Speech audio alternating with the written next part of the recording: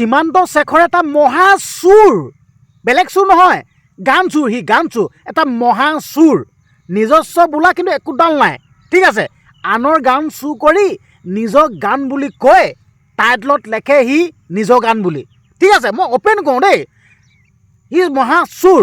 আৰু কি গম পাইছেনে, সি এটা গোলাম হয়, সীমান্ত শেখৰ এটা গোলাম, সি এটা চোৱা চেলেকা, সীমান্ত শেখৰ এটা গোলাম, সি চোৱা চেলেকা, সি মানে বিক্ৰী হৈ যোৱা মানুহ, সি ধনত সি বিক্ৰী হৈ যোৱা মানুহ, সি মানে নকৰিবলগীয়া কাম কৰি দিয়ে দেই সীমান্ত শেখৰ। মই স্পষ্ট কথা কৈছোঁ, সি এটা মহা চুৰ।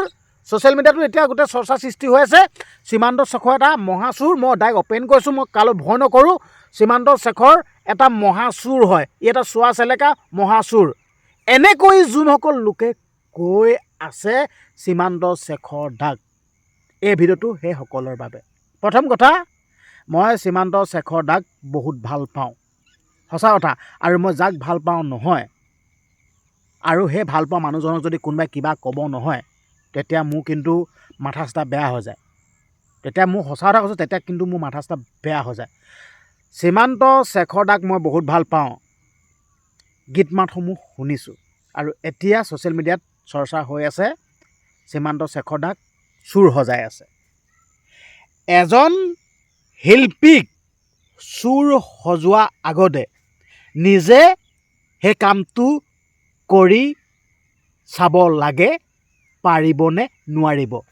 তাৰ পাছত এনে এজন শিল্পীক সমালোচনা বা চুৰ বুলি ক'বলৈ আহিব। আপোনালোকে যেন কৈ আছে সীমান্ত শেখৰ দাক চুৰ বুলি, কোনটো এংগলৰ পৰা চুৰ দেখিলেহে আপোনালোকে তেনেকৈ কথা নক'ব। সীমান্ত শেখৰ দাক কোনটো এংগলৰ পৰা চুৰ দেখিলে, সেই জিলেলে জিলেলে ৰাজীৱ হৰিয়া ককাইদেউ জিলেলে জিলেলে গানটোনে, আৰে বাবা, শব্দ একেখিনিয়ে নহয় জানো, সুৰ একেখিনিয়ে নহয় জানো, কওক আপোনালোকে। শব্দ সুৰ একেখিনিয়ে নহয় জানো, নে কি বেলেগ বেলেগকৈ সৃষ্টি হয় নেকি? মাটো মা, দেউতাটো দেউতা, একে হ'ব শব্দ, নে কি আন বেলেগ হ'ব নেকি? সুধিছোঁ আপোনালোকক, যোনসকলে ৰাজীৱ মানে যোনসকলে সীমান্ত শেখৰ দাক চুৰ সজাই আছে, মই সুধিছোঁ আপোনালোকক, মানে মা শব্দটো কি বেলেগ হ'ব নেকি? মানে যোনসকল শিল্পীয়ে সৃষ্টি কৰে গান, মা শব্দটো মাজনীক মানে বেলেগ বেলেগ ভাষাৰে কয় নেকি?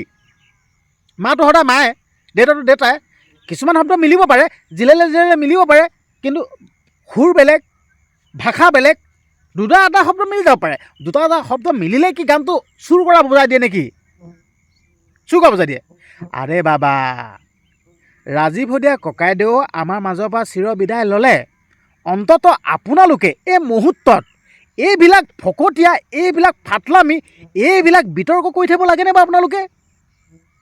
ৰাজীৱ হৰিয়া ককাইদেউ যেতিয়া জীৱিত আছিল, তেতিয়া এইবিলাক উলিয়াব লাগিছিল, তেতিয়া সীমান্ত শেখৰক চুৰ হৈ যাব লাগিছিল, তেতিয়া ক'ব লাগিছিল চুৰ বুলি।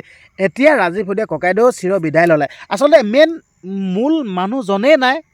আপুনি, মই আৰু আন বেলেগ কোনোবাই কৈ থাকিলে জানো কিবা লাভ হ'ব? মেইন মানুহজনেই নাই, হয়নে নহয় কওক আপোনালোকে? হয়তো এইকেইটা কথাত আপোনালোকে বেয়া পাব পাৰে, মোৰ উপায় নাই। আৰু মই যি কওঁ তাইক অ'পেন কওঁ, কাৰো ভয় নকৰোঁ, ঠিক আছে। মোৰ যি সীমিত জ্ঞান আছে, মোৰ সীমিত জ্ঞানে তাইক অ'পেন কওঁ। আচলতে মই কৈ দিছোঁ আপোনালোকক, মোৰ কোনো ডিগ্ৰী চিগ্ৰী নাই দেই। মই এটা খেতি কৰা ল'ৰা, হয়তো আপোনালোকে সেইফালে পাছফালে পাহাৰখন দেখিয়ে আছে, সেইখন দেখিলে? এটা মই খেতি কৰা ল'ৰা, মই খেতি কৰি খাওঁ। আচলতে ভিডিঅ' বনোৱাও মোৰ এটা নিৰ্দিষ্ট জেগা নাই, আচলতে মোৰ ষ্টুডিঅ' বোলা একোৱেই নাই। মই এনেদৰে পথাৰত বনাওঁ, খেতিত বনাওঁ, এনেদৰে বনাওঁ। মই খালি অ'পেন কওঁ কথাসমূহ দেই, অ'পেন কওঁ, লোকন নাই ৰহন সানি কিবা এনেকৈ ফাং ফুংকৈ মই কথা নকওঁ, মই যি কওঁ তাক অ'পেন কওঁ। কিন্তু বেয়া লাগি আছে, সীমান্ত শেখৰ দাক এনে এজন মহান শিল্পীক আপোনালোকে, মহান শিল্পীজনক এনেকৈ আপোনালোকে চুৰ নহজাব।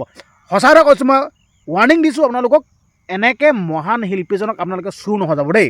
এইটোৱে ক'লোঁ, এজন শিল্পী হ'বলৈ হ'লে কিমান সাধনা কৰিব লাগিব।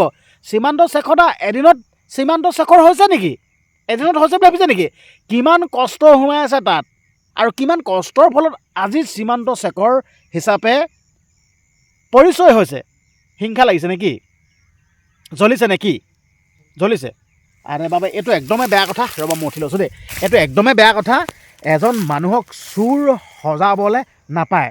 সঁচা এইটোৰ ওপৰত মানে সীমান্ত শেখৰ দা আপুনি একশ্যন ল'ব লাগে দেই। আপোনাক চুৰ সজাই আছে, কিন্তু আপুনি কেনেকৈ সহ্য কৰি আছে মই কিন্তু নাজানো। মই আপোনাক উঠাই দিয়া নাই বাৰু সীমান্ত শেখৰ দা, মই আপোনাক উঠাই দিয়া নাই, কিন্তু অনুৰাগী হিচাপে কিন্তু আমাৰ সহ্য হোৱা নাই দেই। অনুৰাগী হিচাপে সহ্য হোৱা নাই, এইটো দুখ পাইছোঁ, বেয়া লাগিছে অনুৰাগী হিচাপে, কিন্তু আপোনাক চুৰ সজাই আছে এই বস্তুটো মুঠে সহ্য কৰিব পৰা নাই। আচলতে আপুনি কোনটো এংগলৰ পৰা চুৰহে, আৰু আপুনি কৈছে চোৱা চেলেকা বুলি কৈছে, আপুনি কি চোৱা চেলেকা নেকি? এইটো এনেকৈ ক'ব নাপায়, সঁচা কথা কৈছোঁ, নাপায় বুলি কৈছোঁ, নাপায়। এইটো মানুহৰ মুখখন থাকিল বুলিয়েই যাকে তাকে যি টি ক'ব নাপায়। অনুৰাগী হিচাপে কিন্তু এইটো বহুত দুখ পাইছোঁ দেই। আচলতে যি সৃষ্টিৰাজি আছে সীমান্ত শেখৰ দাই যোনসমূহ গীত গায় কাৰো লগত নিমিলে। সীমান্ত শেখৰ প্ৰত্যেকটো গান হিট, প্ৰত্যেকটো গান ট্ৰেণ্ডত চলে, হয়, প্ৰত্যেকটো গান ভাইৰেল মাৰে।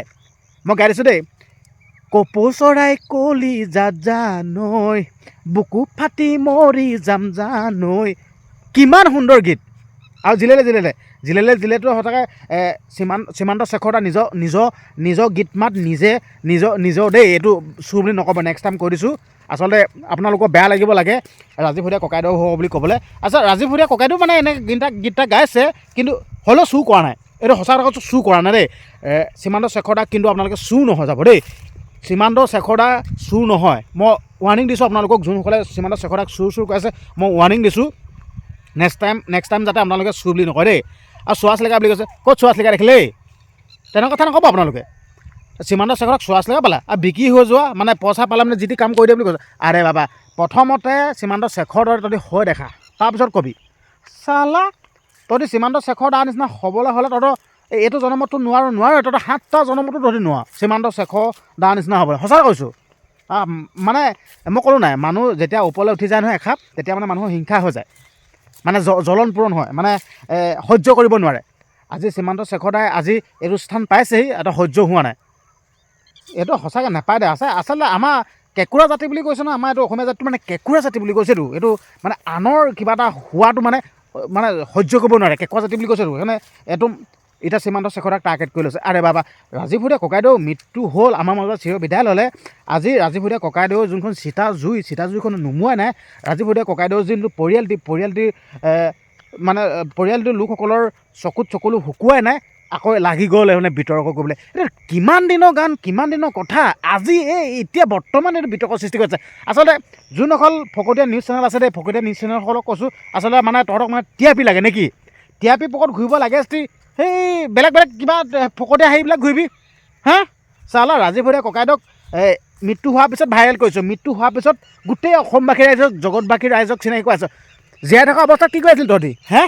জীয়াই থকা অৱস্থাত কি কৰিছিল? জীয়াই থকা অৱস্থাত যদি এনেদৰে যদি সা সন্মান দিলিহেঁতেন তেতিয়া বহুত ভাল আছিলে। কিন্তু এতিয়া মৃত্যু হোৱাৰ পিছত যোনটো সন্মান দিছ, এইটো মৃত্যু হৈ যোৱাৰ পিছত এইটো সন্মান দি কাম নাই। এতিয়া সীমান্ত শেখৰৰ পকৰত লাগিলেগৈ। মই সীমান্ত শেখৰ দাক এইটোৱে ক'লোঁ, আপুনি একশ্যন লওক দেই। আপোনাক যোনে চুৰ বুলি সজাই আছে, মানহানি কেছ দিয়ক, এইটো কথা ক'লোঁ। মানহানি কেছ দিয়ক। আচলতে এজন শিল্পীক এনেদৰে চুৰ সজাব নোৱাৰে। নে সীমান্ত শেখৰ দা আপুনি চুৰ নেকি? আকৌ যদি আপুনি একচেপ্ট কৰি লৈছে, কিন্তু মোক ক'ব লগা নাই দেই।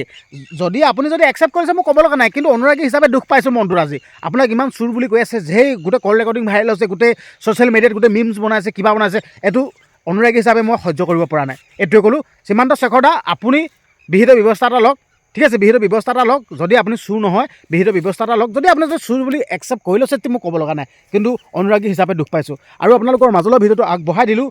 যিহেতুকে আপোনালোকে ভিডিঅ'টো চাইছে, কমেণ্ট এটা কৰিব। আৰু ইউটিউবত যদি চাই আছে, চেনেলটো ছাবস্ক্ৰাইব কৰিবলৈ একদমেই নাপাহৰিব। আৰু ফেচবুকত যদি চাই আছে, ফ'ল' মাৰি দিব। আৰু কমেণ্ট প্ৰত্যেককে মাৰিব, আৰু শ্বেয়াৰ কৰি দিয়ক। গোটেই অসমত এই ভিডিঅ'টো খলকনি সৃষ্টি কৰাই দিয়ক, মিলিয়ন দৰ্শকৰ ওচৰত পোৱাই দিয়কে। কমেণ্ট কৰিব, চেনেল ছাবস্ক্ৰাইব কৰিব। ধন্যবাদ।